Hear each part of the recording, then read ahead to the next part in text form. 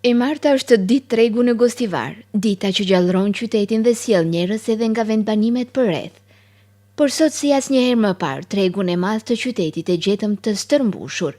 Oferta ishte e begat, gjithçka e freskët edhe në pamje të parë, e qytetarët e Gostivarit vazhdojnë ta ruajnë traditën e vizitës së tregut për çdo të martë. Kjo edhe krahas faktit që tashmë me shumicë janë hapur markete nëpër qytete e fshatra që ofrojnë mall cilësor e të freskët për çdo ditë.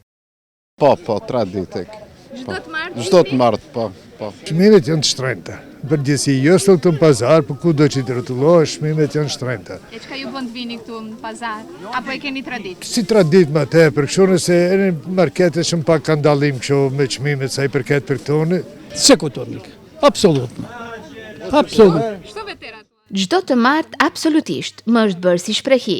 Ne blejmë edhe në markete, por të martën patjetër të jemi këtu. Çmimet janë shtrenjtë. Ma shtrenjtë nuk ka ku shkojnë. Po ju a vini çdo të martë këtu? Po ti thosë se çdo të martë marrin në Nisan dhe në shkëm të shpejë. Tregtarët që me dekada e punojnë këtë punë, teksa zbulunin ofertat e ditës së sotme thanë se tashmë çmimi nuk është determinues se do të shitet apo jo malli, sepse goditjen më të madhe u ka bërë mungesa e fuqisë blerëse si pasojë e migrimit. Megjithatë shpreh të kënaqur me fitimin e sidomos në ditë si kjo, ku në pritje të festës së Bajramit, fuqia blerëse është më evidente. 70 dinar. Po. 80. Qepët i kimi 40. A ka interesim a marrin qytetarët? Marrin, elhamdulillah, bereqat vesë. Në çmimet kanë ra pak. Kanë rreth çmimet. Po. E me qenë se shumica e vizitorëve të tregut janë të moshës së tretë, u ankuan për pensionet e vogla që marrin, me të cilat, siç thonë, nuk i përballojnë dot çmimet e larta, jo vetëm në treg, por gjithandej. Për vendin tonë janë tepër të lartë. Për financën që kemi ne këtu, që jetojmë, për ato të jashmit nuk është problem. Po pak ashtu, pak për të gjona, spesa, që ata që duen, që na ku vendon. Katastrofë, po ka vështirë, vetë rima elektrike sa vije, 150 euro, 200 euro.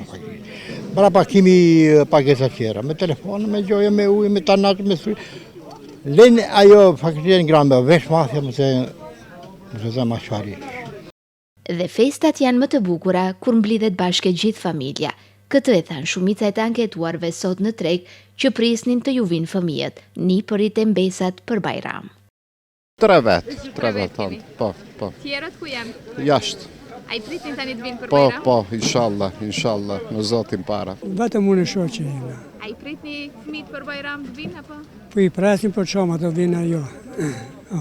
2 veta i me ke shpjedh që dikun i kumor. Fëmijët a i prisni për Bajram të ju vinë? Jo, verës. Si çdo prind fëmijët e vet i do mbi të gjitha.